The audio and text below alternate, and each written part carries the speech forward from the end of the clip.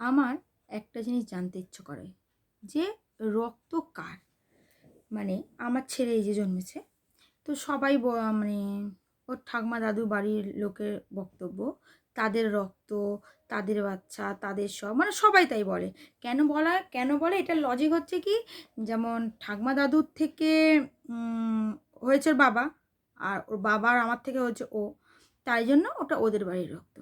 কিন্তু আমি তাই জন্য তাদের দাবি দাবা থাকতে পারে একে নিয়ে। তো সেই রকমই আমার কথা যে তাহলে আমাকে জন্ম দিয়েছে আমার বাবা মা, তাহলে বাবা মার থেকে আমি হয়েছি, আর আর এর বাবার থেকে এ হয়েছে। তাহলে তো লজিক্যালি আমার ছেলে, তাদেরও আমার বাবা মারও রক্ত, তাই তো? তাহলে তারাও টানাটানি করতে পারে, তারাও দাবি করতে পারে, তাদেরও গোত্র হতে পারে, তাদেরও সব হতে পারে। কিন্তু কেন আমাকে কেউ এটা বলবে যে কেন শুধু রক্ত শ্বশুর বাড়িরই হয়, বাপের বাড়ির কেন হয় না? সেখানে অবশ্য আমার রক্তও আছে, তাহলে আমার রক্ত কি মানে ভ্যানিশ হয়ে যায়? মানে আমার রক্ত কোনো এর গায়ে কোনো কাজে লাগে না? তাহলে আর সেরকম হিসাবে আমার বাড়ির রক্তও কোনো কাজে লাগে না?